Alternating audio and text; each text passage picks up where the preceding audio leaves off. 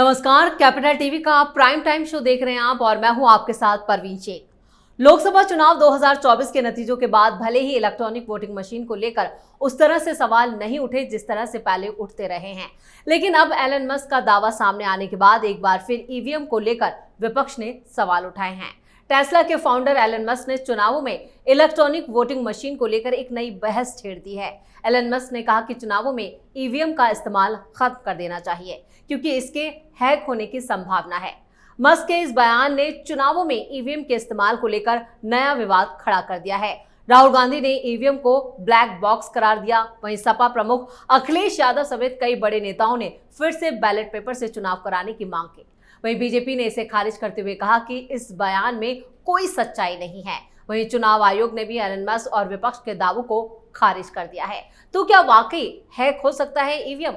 इसी पर चर्चा करेंगे। मेरे साथ स्टूडियो में मौजूद हैं कैपिटल टीवी के editor in chief doctor Manish Kumar.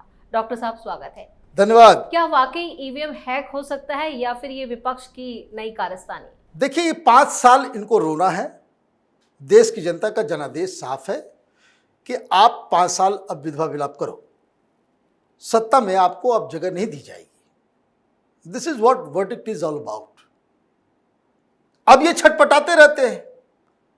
आज 2 खबरें आई ना, एक कांग्रेस की तरफ से कहा जा रहा है कि देखिए स्पीकर जो है वो टीडीपी का बने, जेडीयू का बने। अगर बीजेपी वाले अपना स्पीकर बनाते हैं तो उसका मतलब है कि उनके दिल में चोर है। अच्छा, बीजेपी के दिल में चोर है तो तुम तो महाचोर हुए, महाचोर हुए तुम तो। कांग्रेस पार्टी की सरकार बनी गठबंधन की, जब पीवी नरसिम्हा राव बने, स्पीकर कौन था? मन में चोर था, इसलिए कांग्रेस का बनाया। 145 सीटें जीत के आए थे। सोनिया गांधी ने बनाई सरकार। एक कठपुतली प्रधानमंत्री की कुर्सी को कलंकित करने वाले व्यक्ति को प्रधानमंत्री आपने बना दिया, मनमोहन सिंह को। स्पीकर किसको बनाया था? स्पीकर कौन बना था? अलायंस पार्टनर को दिया था। तो क्यों? मन में चोर था। 2009 में 206 सीटें आई, आपने अपना स्पीकर को रखा। चोर थे कि महाचोर थे? क्या थे? खुद अपना स्पीकर बिठा रहे थे और भारतीय जनता पार्टी वो 240 लेकर के आई है, वो ना करेगी काम। कहां बुद्धि भ्रष्ट हो गई? क्या हो गया इन लोगों को? और अगर आप ये कहते हो कि नहीं नहीं नहीं नहीं किसी और पार्टी का होना चाहिए, इसका मतलब है कि मन में चोर तुम्हारे है।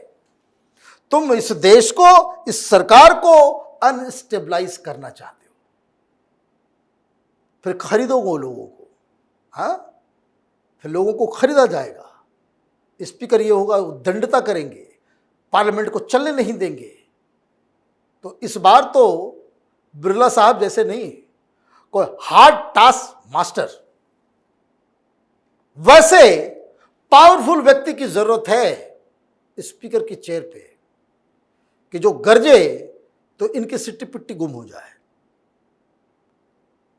जो इनके उपद्रवी चरित्र जो इनका हो गया है उसको कंट्रोल कर सके, और जो ना माने तो इस बात के लिए हिचके बिना कि मार्शल्स को बुला करके इन लोगों को उठा उठा करके हॉल से बाहर फेंके।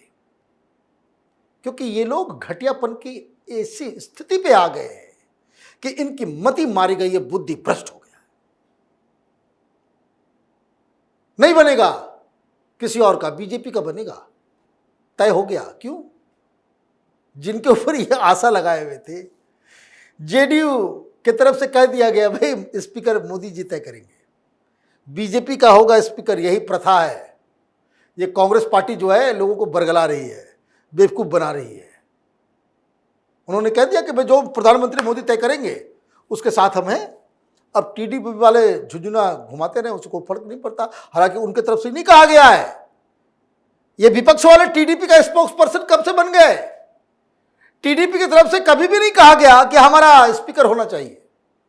कहां ये लोग खबर फैलाने वाले लोग कह रहे थे कि भाई 6 मंत्रालय मांग रहे हैं, मिल गया। हाँ, प्रधानमंत्री मोदी को देना होगा, सरकार बचानी है तो टीडीपी की बात और जेडीयू के सामने घुटने टेकने होंगे, मिल गया 6 मंत्रालय। है, रेल मंत्री चला गया जेडीयू के पास। क्या बकवास करते हैं ये लोग। क्यों? क्योंकि बचपन में सही स्कूल में लोगों ने पढ़ाई नहीं की, मैथमेटिक्स कमजोर है। मैथमेटिक्स क्या है? वो कमजोर है। और जब सब कुछ फेल हो गया, आप देखिए पिछले 2-3 दिनों में क्या क्या खबरें आई। उद्धव ठाकरे ने कहा कि देखिए अब जो लोग हमारे पास से चले गए उनको वापस नहीं बुलाना है। अरे भाई क्यों? कोई आना चाह रहा है क्या? कोई आना चाह ही नहीं रहा है, तुम खामखा कहे जा रहे हो। क्यों ऐसा? कि ये जो उखाड़ दिया एडिटर जो है, जो वाहियात बातों को पब्लिक डोमेन में करने में माहिर है, वो व्यक्ति ने कहा कि भाई बहुत सारे सिंधे गुट के एमपी हमारे संपर्क में है। कोई संपर्क में नहीं है, संपर्क उल्टा हो रहा है। तो आप ये कह रहे हो कि भाई कुछ नहीं, पार्टी अलग अलग हिसाब से एक दूसरे के ऊपर आरोप लगा रही है, सो अलग। आम आदमी पार्टी के खिलाफ कांग्रेस पार्टी हंगामा कर रही है। ममता बनर्जी राहुल गांधी को लीडर मानने को तैयार नहीं है। आपस में ही खटपट हो रहा है। तो इसका मतलब क्या है कि 5 साल सरकार चलेगी। अब जैसे ही 5 साल हम कुछ नहीं कर पाएंगे, कारण मैं बता रहा हूं, अर्थमेटिक बहुत ही क्लियर है। अभी 303 पहुंच चुका इनका आंकड़ा। जेडीयू और टीडीपी इन दोनों को बाहर भी आप कर देंगे तो 275 बना रहेगा, और 275 बना रहेगा तो 4 और आ जाएगा, 279 हो जाएगा। बहुमत वैसे भी रहेगी, वैसे भी रहेगा। तो जो लोग ये जो इंतजार कर रहे थे कि कब जो है वो फ्रूट जो है वो गिरे और मैं लपक लूं, खा लूं, नहीं होने वाला। अब जब ये बंद हो गया, कोई स्पीकर बन गए बीजेपी के, अब उसमें कोई डाउट नहीं है। जब ये रास्ता बंद हो गया तो क्या करेंगे? डूबते को तिनके का सहारा। ईवीएम पे आ गए कि चलो भाई कम से कम अब ईवीएम पे। शर्म नहीं आती इन लोगों को? औकात से बाहर सीटें आ गई और फिर भी ईवीएम कर रहे हो। मतलब यूपी में ईवीएम ठीक काम किया है, बंगाल में ईवीएम ठीक काम किया, उत्तराखंड में ईवीएम खराब हो गया, महाराष्ट्र में ईवीएम ठीक काम किया, मध्य प्रदेश में ईवीएम खराब हो गया, राजस्थान में ईवीएम ठीक काम किया, हिमाचल में ईवीएम खराब हो गया, केरल के अंदर ईवीएम ठीक काम किया, कर्नाटक में ईवीएम खराब हो गया। कैसी बेहूदी और बकवास बातें ये लोग कर रहे हैं। कैसी बेहूदी बातें आप लोग कर रहे हो, पर शर्म आनी चाहिए। ये एलन मस्क बयाना, एलन मस्क आ गया। रो एलन मस्क कल तक गाली दे रहे थे ये लोग एलन मस्क को कि ये जो है राइटिस्ट है, फासिस्ट है, डेमोक्रेटिक एथॉस को सपोर्ट। भाई पहले एक बार तो पूछ तो लो कोई जाकर के कि ये ईवीएम के बारे में बोल रहा है, इलेक्ट्रॉनिक वोटिंग मशीन। ये हिंदुस्तान के बारे में बोल रहा है कि वो यूरोप में जो घटिया वाला मशीन है उसके बारे में बोल रहा है। क्या उसको ये भी जानकारी है या नहीं है कि भाई ये स्टैंड अलोन ईवीएम है, इसमें इंटरनेट नहीं जुड़ा हुआ है। वो टेक्निकल आदमी है ना, स्पेस में जाता है, उसको लगता है कि सब कुछ इंटरनेट बेस्ड है। भाई ना इसमें ब्लूटूथ है, ना इंटरनेट है, ना उसमें कोई बाहर से कोई कनेक्शन है, बाहर से कोई लेना देना ना। It is an stand alone machine. मतलब बाहर से आप ये किसी से कम्युनिकेट ही नहीं कर सकता। कोई फर्जी वाला कर रहा था, मैं देख रहा था कि फोन पे ओटीपी आ रहा है। भाई उसका इलेक्शन वोटिंग मशीन से कोई लेना देना नहीं है। 4 करोड़ इस चुनाव में 4 करोड़ वीवीपैट की काउंटिंग हुई। जो आप वोट डालते हैं तो जो चिट निकलता है, 4 करोड़, एक भी मिस्टेक नहीं हुआ।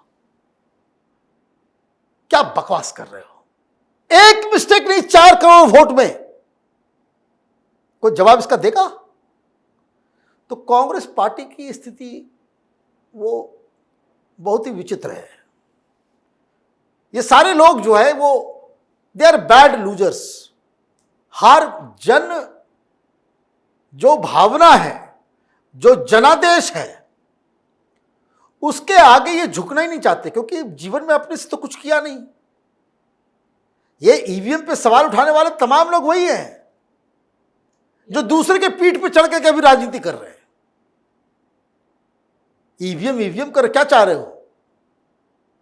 50-50 सुप्रीम कोर्ट में ये मामला गया ईवीएम का।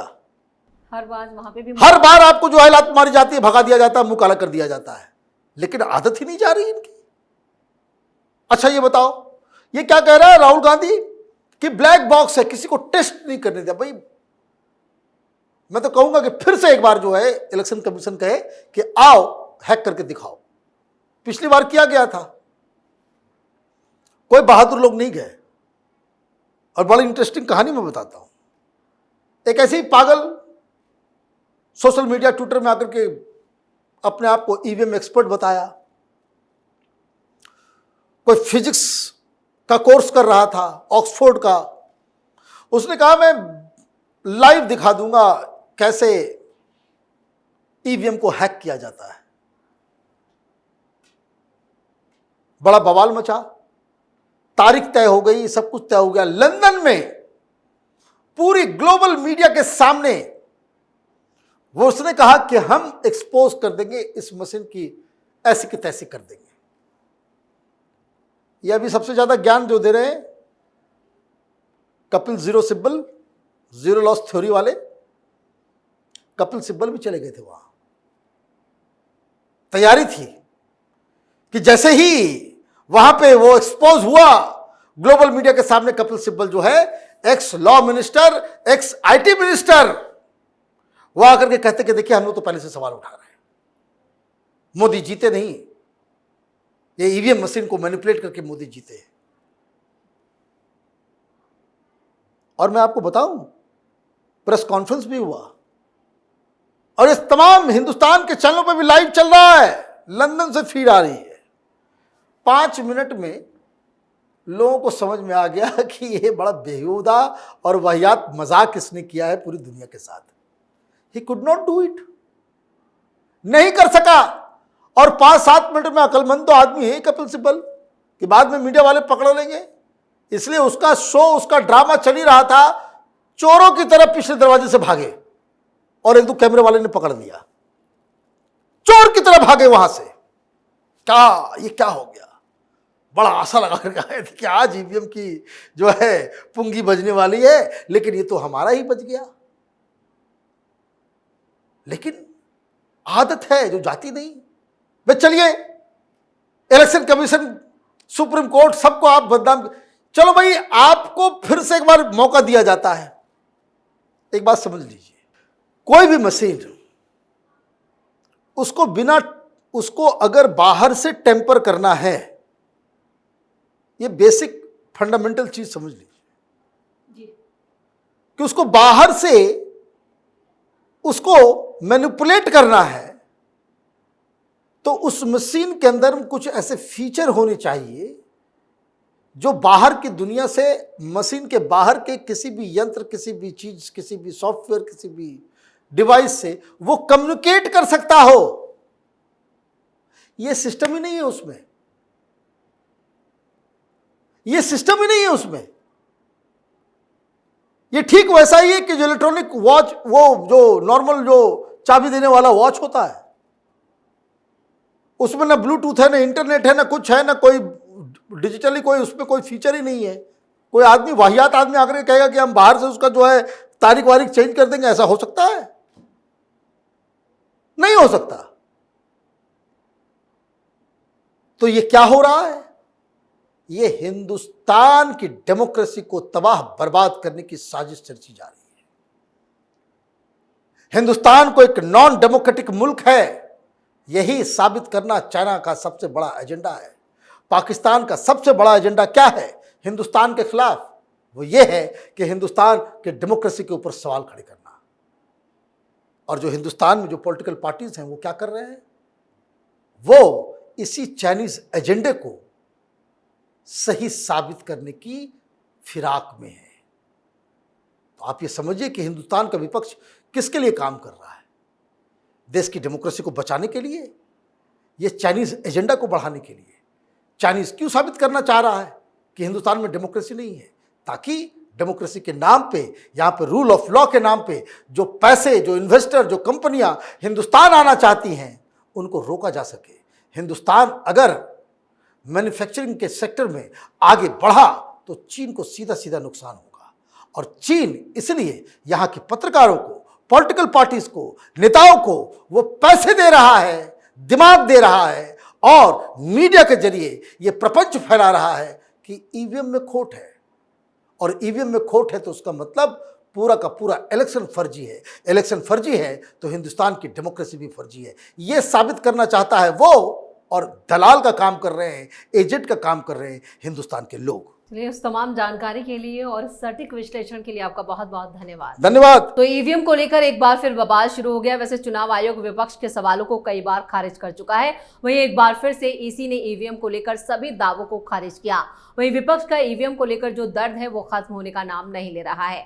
ऐसे में चुनाव आयोग के स्टैंड से एक बार फिर विपक्ष को मुंह की खानी पड़ी है। आपको ये खबर कैसी लगी? कमेंट करके अपनी राय जरूर दें। वीडियो को लाइक करें, शेयर करें और देखते रहिए कैपिटल टीवी। नमस्कार।